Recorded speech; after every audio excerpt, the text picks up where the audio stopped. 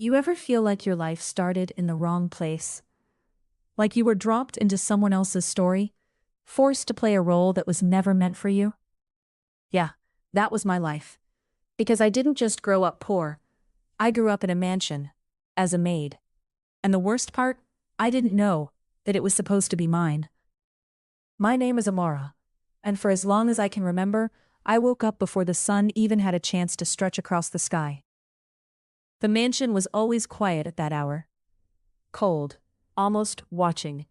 You'd think a place that big would feel grand, maybe even magical. But no, it felt like a cage. Every morning I'd tie my worn-out apron around my waist, grab the bucket, and start scrubbing floors that were cleaner than my entire existence. Because in that house, perfection wasn't a goal, it was a demand. And I was always falling short. Amara, her voice would slice through the silence like a blade. Madam Helena, the woman who owned the mansion and controlled every breath inside it. Even mine. I'd rush down the marble staircase, careful not to slip. Not because I was scared of falling, but because I was terrified of what she'd do if I did. Yes, ma'am, I'd say, keeping my eyes down. Look at this, she'd snap, pointing at the dining table. Is this how you clean? Are you blind? I'd glance quickly, a single streak, barely visible, but to her, it was a crime. I'm sorry, ma'am, I'll fix it. You're always sorry, but sorry doesn't fix incompetence. Her words didn't just hurt. They stuck, like stains you couldn't wash out. Living there wasn't just about cleaning, it was about surviving. Every step had to be measured, every word carefully chosen. Because one mistake, one tiny slip, and the punishment would come. Sometimes it was yelling, sometimes it was being denied food, and sometimes it was worse. There was also Liana, her daughter. The perfect one, the one the mansion was really built for. Same age as me, same school, same roof, but completely different worlds. While I cleaned her room, she complained about which designer dress to wear. While I scrubbed dishes, she posted pictures of luxury dinners. And while I slept in a tiny, windowless corner near the kitchen, she slept in a room bigger than my entire life. Hey maid girl, she'd call, not even bothering to use my name. Yes, Miss Liana. Pick up my shoes, and don't touch them with your dirty hands. I'd kneel, pick them up gently, like they were more valuable than me. Because in that house, they were. But here's the thing no one ever understood. I didn't always feel like I belonged at the bottom. There was something off, something I couldn't explain. Little things, like how the old gardener, Baba Kofi, would look at me sometimes. Not with pity, but with confusion. Like he was trying to solve a puzzle. You don't carry yourself like a maid, he once said quietly, while I watered the plants. What does that even mean? He shook his head slowly. It means some truths don't stay buried forever. At the time, I didn't understand. I thought he was just being kind, trying to make me feel better. I had no idea he was trying to warn me. School wasn't any better. You'd think being outside the mansion would give me a break. It didn't. Because Liana made sure everyone knew who I was, or at least who she said I was. That's our maid, she'd tell her friends, loud enough for everyone to hear. Seriously? They'd laugh. She goes here? Yeah, my mom says even maids deserve basic education. They'd look at me like I was some kind of charity case, or worse, like I didn't belong. And maybe I didn't. There was one moment I'll never forget. It was during a school event. Parents were invited. Families came dressed in their best clothes, laughing, smiling, taking pictures. I stood at the side, holding a tray of drinks, because yes, even at school events, I was still the maid. Then I saw him, a man stepping out of a sleek black car. Tall, calm, powerful, the kind of presence that makes people stop and stare. Everyone whispered, "That's Mr. Darius. The billionaire? The owner of half the city?" I watched as he walked in, his eyes scanning the crowd. For a second, just 1 second, our eyes met, and something strange happened. He froze, like he'd seen a ghost. I looked away immediately. Why would a man like that look at someone like me? It didn't make sense. Nothing about my life did. Later that night, back at the mansion, I couldn't stop thinking about it. The way he looked at me. It wasn't disgust. It wasn't indifference. It was recognition. Amara, Madame Helena's voice snapped me out of my thoughts. Yes, ma'am. Where had you been? The kitchen is a mess. I'm sorry, Before I could finish, she slapped the tray out of my hands. It crashed to the floor, shattering into pieces.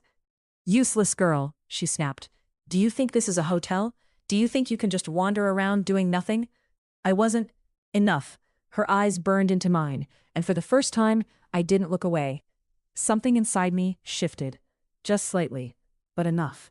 For a brief moment, I saw something in her expression. Not anger, not annoyance, but fear. It was gone as quickly as it appeared, but I saw it, and it stayed with me. That night I couldn't sleep. The mansion felt different, like it was hiding something, like the walls knew a secret, and were just waiting for the right moment to whisper it. I got up quietly and walked down the hallway, past the grand staircase, past the portraits of people I didn't know, people who looked important, powerful, familiar. I stopped in front of one painting, a family portrait, a man, a woman, and a little girl, dressed in elegance, smiling, perfect. I stared at the girl. Something about her felt wrong, or maybe too right. Before I could think further, Amara, the voice came from behind me, soft but sharp. I turned slowly. Madame Helena stood there, her shadow stretching across the floor. What are you doing here? She asked. I couldn't sleep. Her eyes narrowed. Stay away from this part of the house. I was just looking. I said, stay away. Her tone wasn't just strict, it was desperate. And that's when I knew, for the first time in my life, I wasn't just a maid in that house. I was something else, something hidden, something dangerous. I went back to my small room that night, with one thought echoing in my mind. Why does she look at me like she's afraid I'll find something out? Because deep down, I was starting to feel it, a truth buried beneath years of lies. I didn't belong in the kitchen. I didn't belong scrubbing floors. I didn't belong being called worthless. I belonged somewhere else. I just didn't know yet that the place I was meant to belong was the very mansion I was trapped in. And soon, everything was about to change. The next morning came too quickly. Or maybe I just didn't want it to come at all. Because once the sun rose over that mansion, the illusion of peace disappeared, and reality returned. Harsh, loud, unforgiving. Amara, Madame Helena's voice again, always sharp, always ready. I rushed out of my small corner room, still adjusting my apron. Yes, ma'am. She stood in the hallway with folded arms, her eyes scanning me, like I was a stain she couldn't remove. You were wandering the house last night. My stomach tightened. I couldn't sleep. I don't care, she cut in. That area is off limits. Do you understand? Yes, ma'am. But she didn't move. She just stared at me, longer than usual, like she was searching for something behind my face. Then she spoke again, slower this time. Some doors are closed for a reason. And just like that, she walked away, leaving me standing there with more questions than answers. I tried to focus on work. I really did. But her words stayed in my head like a bruise. Some doors are closed for a reason. What doors? And why did it feel like she wasn't talking about rooms, but about truths? At breakfast, the mansion was alive with noise, laughter, cutlery clinking, the kind of life I watched from the shadows. Liana sat at the long dining table, scrolling through her phone. She didn't even look up when I entered. Water, she said casually. I poured it. She still didn't look at me. You know, she said suddenly, I was thinking. Her friends leaned in. There should be separate schools for people like us, and people like her kind. They laughed. I froze slightly. Not because it was new, but because hearing it never got easier. One of her friends giggled. You mean maids? Liana smiled. Cold, easy, exactly. My hands tightened around the tray, but I said nothing, because in that house, silence was survival. After breakfast, I was assigned to clean the library, a room I rarely entered. Not because I wasn't allowed, but because Madame Helena always watched me too closely there, like she didn't trust me around books, or knowledge, or questions. The library was massive, walls lined with books that looked older than me. The smell of paper and wood filled the air. For a moment, it almost felt peaceful. Almost. As I dusted the shelves, my fingers brushed against one book that was slightly out of place. I hesitated, then pulled it out. It was heavier than I expected. Old, worn. Inside, something slipped out. A folded piece of paper. My heart skipped. I looked around quickly. No one. Slowly, I opened it. It was a document. Faded, but still readable. My eyes scanned it. At first, nothing made sense. Hospital records. Names. Dates. Then I saw something that made my breath stop. 2 baby names. One marked female infant, Helena D. The other was partially smudged, but still visible enough to read. Amara D. My hand shook slightly. I blinked. Once. Twice. No. Before I could process it. What are you doing? The voice made me drop the paper instantly. Madame Helena, standing at the doorway. Her eyes locked on the document in my hands. And for the first time, she looked truly afraid. I was just cleaning, I said quickly. It fell out. Give it to me. Her voice was low, dangerous. I handed it over slowly. She snatched it, too fast, too sharp. Then she tore it, right in front of me, into pieces. My chest tightened. Ma'am, what was that? She didn't answer immediately. Instead, she stepped closer. Too close. Her eyes narrowed. You have no right to touch things that don't belong to you. I swallowed. I didn't mean to. Stop talking. Silence fell. Heavy. Uncomfortable. Then, she said something I wasn't ready for. If you value your place in this house, you will forget what you saw. My heart pounded. Was it something important? Her expression hardened. Nothing you need to worry about. But her voice betrayed her. Because she wasn't calm. She was protecting something. That night, I couldn't eat. I couldn't sleep. I just kept seeing those names. Amara D. Why did it feel like my name, but not mine? Around midnight, I heard footsteps outside my room. Slow, deliberate. I froze. The door creaked slightly, then stopped. Whoever it was didn't come in. Just stood there, watching. I waited until the footsteps faded before I moved. Then I did something I had never done before. I left my room, quietly, carefully, and walked toward the restricted hallway again. The mansion felt different at night, stripped of its daytime arrogance. Now it was just shadows and silence. I reached the same corridor Madame Helena had warned me about. This time, I didn't stop. At the end of the hallway was a door. Thick, dark wood, locked. But something about it felt familiar, too familiar, like I had seen it before, in a dream I couldn't remember. I reached out, my fingers touched the handle, and suddenly, a voice behind me, cold, final, don't. I turned slowly, and there she was again, Madame Helena. But this time, she wasn't just angry, she was trembling. You don't understand what you're doing, she said quietly. I swallowed hard. Then explain it to me. Her jaw tightened. For a moment, she said nothing. Then she stepped closer and lowered her voice. Some truths don't just hurt, Amara. They destroy everything. My name sounded different when she said it, heavier, like it meant something more. I looked at the door again, then back at her. Why do I feel like that door is connected to me? Her eyes flickered. Just for a second. And that second told me everything, even though she didn't speak. I stepped closer. I want to know what's behind it. Her hand shot out and grabbed my wrist. Too tight. Painful. No. Just one word, but it carried fear. Real fear. Not anger. Not control. Fear. And that was the moment everything inside me shifted again. Because I realized something impossible. Madame Helena wasn't just hiding a secret. She was hiding me from it. I pulled my hand away slowly and looked at her, really looked at her, and said the words I didn't even fully understand yet. I think I belong behind that door.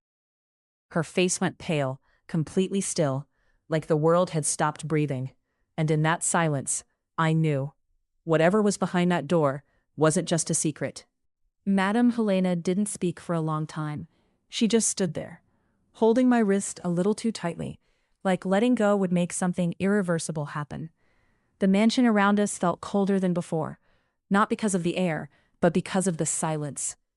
You need to go back to your room, she finally said. Her voice wasn't loud. It wasn't angry. It was controlled, careful, like she was walking on a rope that could snap at any second. I didn't move. I'm not a child, I said quietly. That surprised even me, because I never spoke back. Not like that. Not to her. Her eyes narrowed slightly. You were in this house, she replied. I swallowed. Then I looked at the door again. That locked door at the end of the hallway. It felt louder than everything else in the house, like it was calling me. I need to know what's in there, I said. Her grip tightened again. No, you don't. That was the first time I noticed it clearly. Her fear wasn't random. It was targeted, directed at me. Why? I asked. Why are you so afraid of me seeing it? For a moment, she hesitated. Just a flicker, but I saw it. And then her face hardened again. Because you don't understand what you're dealing with. That answer wasn't enough. Not anymore. Something inside me had already started breaking, or maybe waking up.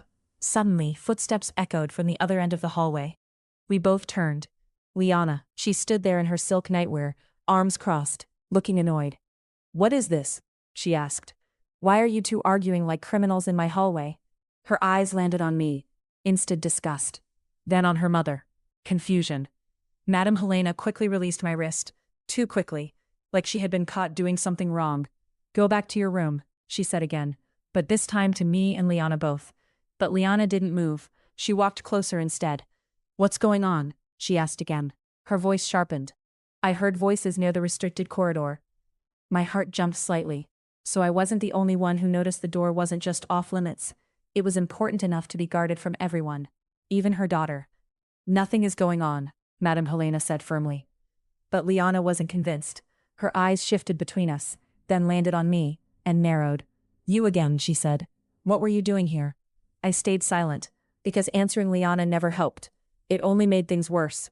But Madame Helena answered for me. She was lost. That was it. Simple, quick, dismissive. But Liana didn't believe it. She never did. She stepped closer to me. Too close. So you're telling me, she said slowly, the maid just accidentally ended up in a restricted hallway, at midnight? I didn't answer. Liana smiled slightly. But it wasn't humor. It was suspicion. Interesting, she said. Then she turned to her mother. Mom, what are you hiding? That question hit the hallway like a thunderclap. Madame Helena's expression tightened instantly. She snapped. You don't question me in my house. In my house. Those words echoed inside me differently now. For some reason, they didn't feel stable anymore, like something beneath them was cracking. Liana scoffed softly. Your house? She repeated. Then she glanced at me, and smirked. You mean, our house? Something in Madame Helena's face shifted. A flash of panic, gone in a second. But I saw it, and that was the second time that night I realized something strange. Madame Helena wasn't just strict. She was protective in a way that felt guilty, like she was guarding something she didn't want to lose, or get exposed. Both of you, go to your rooms, she said firmly. Her voice left no room for argument. Liana hesitated, then rolled her eyes. But before leaving, she looked at me again, longer this time, like she was trying to read something on my face, something she couldn't understand. Then she walked away, barefoot, slow, still suspicious. And now it was just me and Madame Helena again, standing in front of the locked door. The air felt heavier than before. She didn't move. Neither did I. Finally, I spoke. Why does that door feel like it knows me? That made her freeze.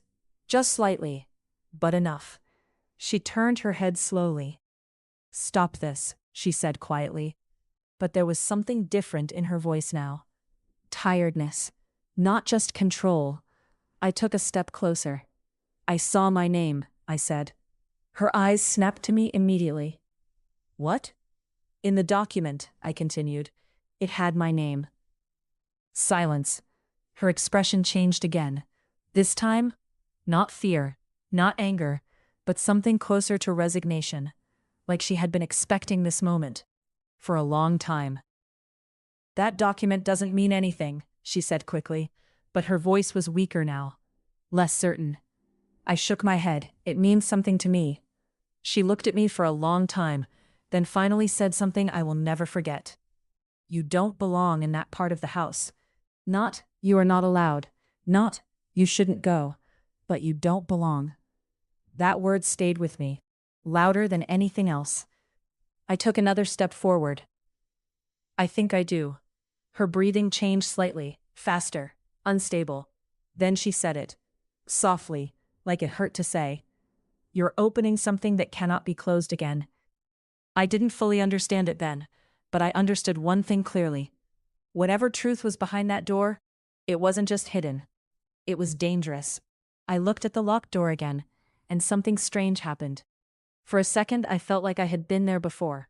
Not physically, but emotionally, like a memory buried too deep to reach.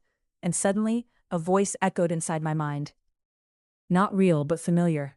A woman's voice, soft, saying something I couldn't fully hear.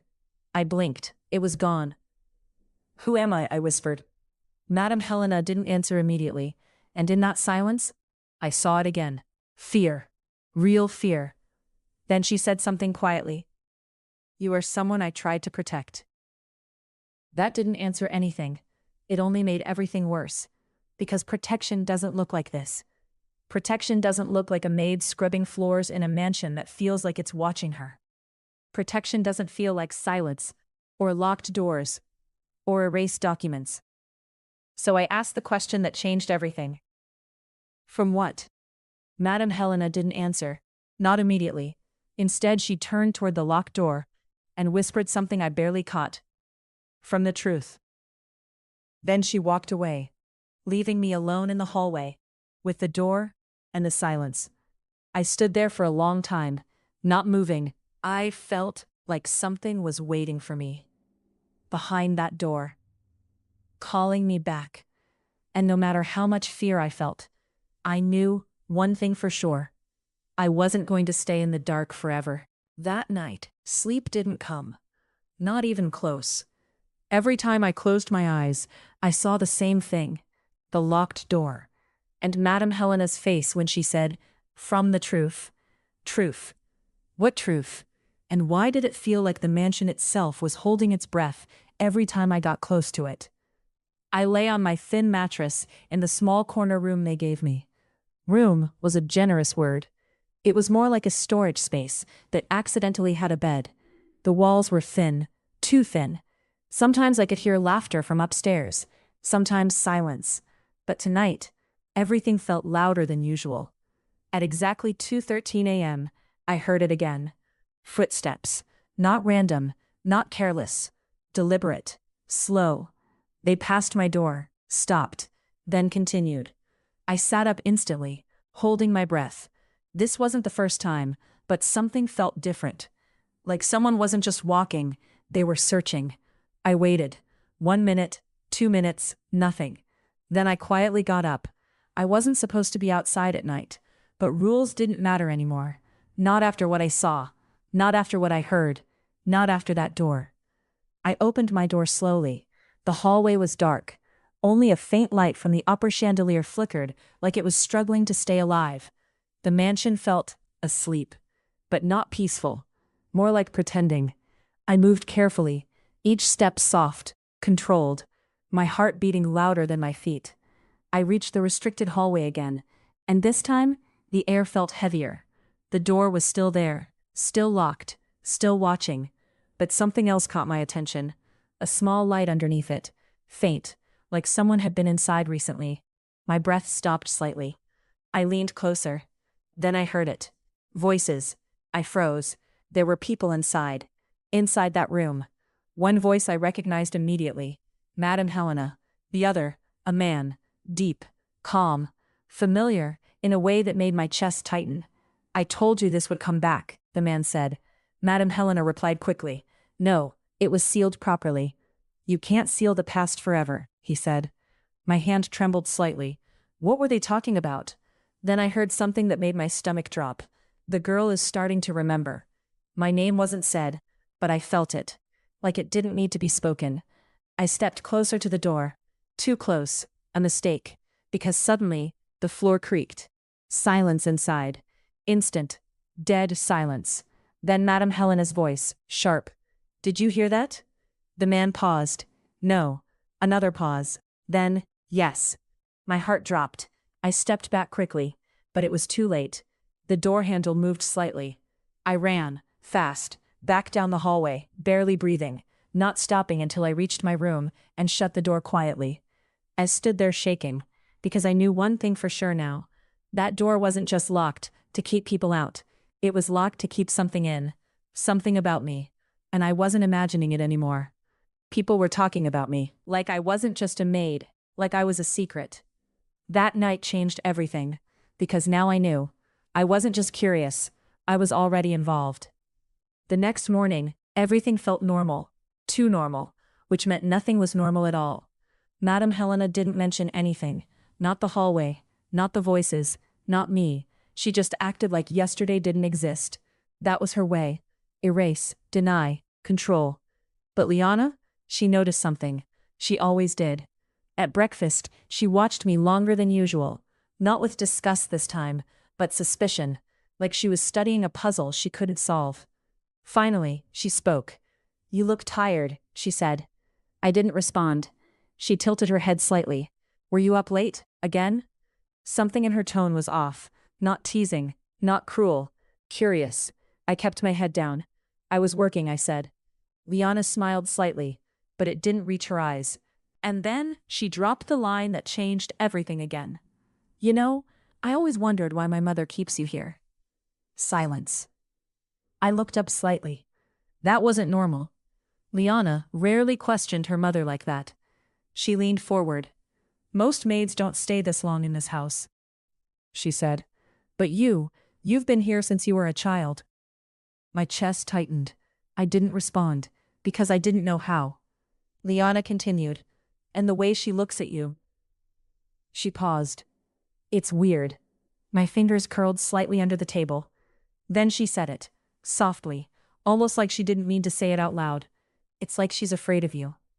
That hit harder than I expected, because I already knew it, but hearing someone else say it made it real. After breakfast, Madame Helena assigned me to clean the attic, which was strange, because I was never allowed there. "Why the attic?" I asked quietly. She didn't look at me. "Because it needs cleaning," she said. Simple. Too simple. But her voice had that same tone again. Careful. Controlled. Like she was directing something without explaining it. The attic was at the very top of the mansion, a place I had never fully explored. Every step upward felt heavier. Like the house itself didn't want me going there. When I finally reached it, I noticed something immediately. The door wasn't locked. That was new. I pushed it open slowly. The attic was dark. Dust everywhere. Old furniture covered in white sheets, but something felt off, like it had been disturbed recently. And then I saw it. A box, placed neatly in the center of the room, waiting. My heart beat faster. I didn't touch it immediately. I just stared, because something about it felt intentional, like it was left there for me. I stepped closer, kneeling slowly, and opened it. Inside were old photographs, hospital records, documents, and one item that made my hands shake instantly. A bracelet. Tiny, child-sized, with a name engraved on it. Amara. My breath stopped, completely. I picked it up slowly, my fingers shaking, and suddenly, a memory flashed. Not clear, not complete, but real enough to feel like pain. White walls, a hospital, a woman holding me, a cry. Then, darkness. I dropped the bracelet instantly, my breathing quickened. "No," I whispered, because something inside me finally connected. Not fully, but enough. This wasn't just a coincidence. This wasn't just confusion. This was something real. Something stolen. Something hidden. And then, I heard footsteps behind me. Slow, deliberate, familiar. I turned around, and saw Madame Helena standing at the attic door, watching me. Her face wasn't angry.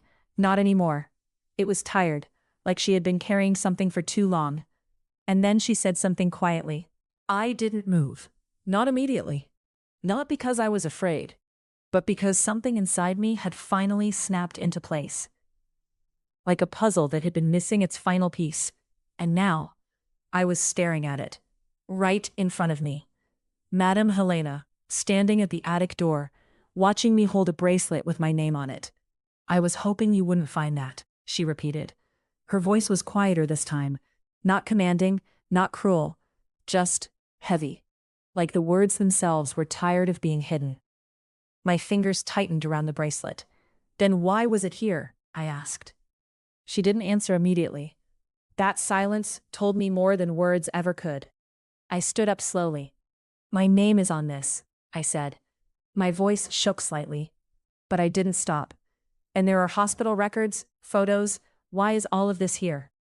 Madame Helena stepped inside the attic, slowly. Like every step cost her something. She looked around the room, avoiding my eyes, like looking at me directly would break something. Put it down, she said softly. I didn't. Tell me the truth, I said. And that's when everything changed. Because she finally looked at me. Really looked at me. Not as a maid, not as a worker, but as something else. Something buried under years of silence. And she whispered something I wasn't ready for. You were never supposed to grow up like this. My breath stopped. What does that mean? I asked, but she shook her head, slowly, like she was arguing with herself. You shouldn't have been here, she said, in this house, in this life, in this pain. My heart started pounding. Then where should I have been? That question hit her hard. I could see it. Her composure cracked. Just slightly.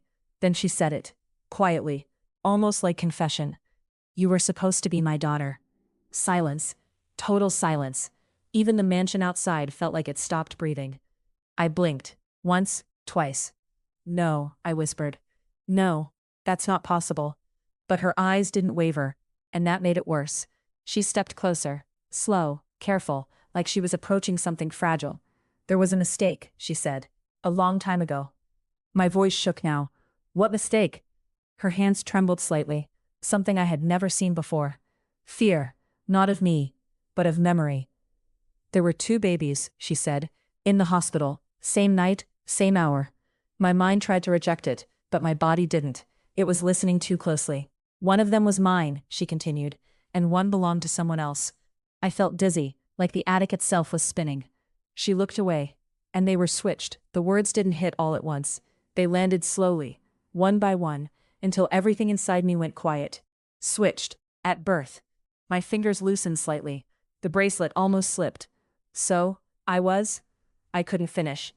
Madame Helena nodded slowly. Yes. My legs weakened. I grabbed the edge of a table to steady myself. No, I whispered again, because something inside me already believed it. Then came the part that shattered everything completely. I raised the other girl, she said quietly. The one you know as Liana. My head snapped up instantly. What? Her voice broke slightly. Yes. The room felt smaller, hotter, heavier. You're saying, I swallowed hard.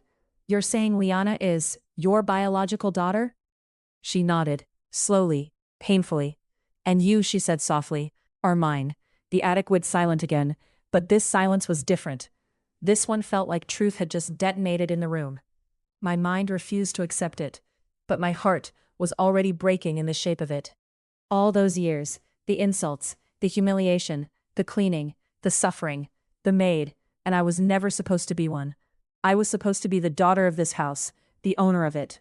My voice came out barely above a whisper. Then why did you let me live like this? That question hit her harder than anything else. She closed her eyes for a long moment. When she opened them again, they were wet. Not tears falling, but holding back. Barely. Because I was afraid, she said. The honesty made my chest ache. Afraid of what? I asked. She looked at me directly now, and this time, there was no hiding. Afraid of the truth coming out. My breathing became uneven. So instead of telling anyone, you made me a maid? Her silence answered. I stepped back slowly, like the room itself had become dangerous. You let me be humiliated, I said. You let me be treated like nothing. My voice cracked slightly. And you knew I was your daughter? She flinched, just slightly, but she didn't deny it. I thought I was protecting you, she said. I laughed once, not because it was funny, but because it hurt too much to hold in. Protecting me? I repeated. From what? From my own life? She shook her head. It was complicated. No, I snapped. The word echoed in the attic. Even she flinched. This isn't complicated, I said. This is cruelty. Silence again. And then I asked the question I had been afraid to ask since the beginning. Did you know how they treated me? Her eyes dropped, and that was enough. You knew, I whispered. She said nothing. That silence destroyed something inside me. Not just trust, not just confusion, but something deeper. Something like belonging. I stepped toward the window, my hands shaking. All those years I was cleaning my own home, being insulted in my own home, sleeping in my own home like I was a stranger. And the woman who gave birth to me watched it happen. Behind me, Madame Helena spoke softly. I did what I thought was best. I turned around slowly, my eyes burning. And what about me? I asked. What about what was best for me? She didn't answer, because there was no answer that could fix it. I picked up the bracelet again, my name engraved in metal, a name that suddenly felt like it belonged somewhere else, somewhere I had been stolen from. Then I asked the final question, the one that changed everything again. Does Liana know? Madame Helena hesitated. Just a second too long, and I already knew. No, she said quietly. Of course not, because if Liana knew, then everything would collapse. The mansion, the lies, the life she built, all of it. I looked down at the bracelet again, then at Madame Helena, and said the words that ended. The attic felt different now. Not because anything had changed, but because I had. Nothing in that room was new. The dust, the silence, the old memories buried in boxes. But everything I was looking at now had a different meaning, a heavier meaning. I held the bracelet in my hand again. Amara, my name.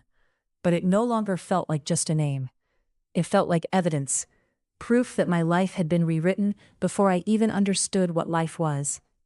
Behind me, Madame Helena didn't move. She just stood there, like she was waiting for me to collapse or forgive her, or both. But I didn't do either. Instead, I asked the only question left inside me. Why didn't you ever tell me the truth? Her voice came out low, almost broken. Because I thought you would hate me. I let out a slow breath, then turned to her. I already do. The words hit her harder than anything she expected. Her eyes closed for a moment, and when she opened them again, she looked older. Not in age, but in guilt. I didn't raise you out of kindness, she said quietly. I raised you from distance, from fear, from confusion. I stepped closer. Fear of what? She hesitated, then finally spoke the truth she had been avoiding since the beginning. Fear that if you grew up as my daughter, you would be taken from me again. Silence. I stared at her, slowly understanding. Not forgiving, just understanding. You didn't protect me, I said. You controlled the truth so it wouldn't destroy your life. Her lips trembled slightly, but she didn't deny it. And that was the moment everything inside me became clear. Not just who I was, but what I had been living inside. A lie built like a mansion, beautiful on the outside, rotting underneath. Suddenly, footsteps echoed from downstairs. Fast, heavy, panicked. We both froze, because we knew who it was before she even spoke. Mom, Leanna's voice shattered the silence. She was running up the stairs. Moments later, she appeared at the attic door, breathing hard, confused, angry. What is going on? She demanded. Then her eyes landed on me, on Madame Helena, on the documents, on the bracelet, and something in her expression shifted. Slowly, uncomfortably. What is that? She asked. Madame Helena said nothing. Not immediately. So I did. It's my name, I said quietly. Leanna frowned. What are you talking about? I turned slightly toward her, and for the first time, I didn't feel small when I looked at her. I'm not the maid you think I am, I said. I'm your sister. Silence. Leanna blinked once, then laughed. A short, sharp laugh, like it was absurd. You've lost your mind, she said. But Madame Helena stepped forward slowly, and that's when Leanna stopped laughing, because she saw it, in her mother's face. The truth.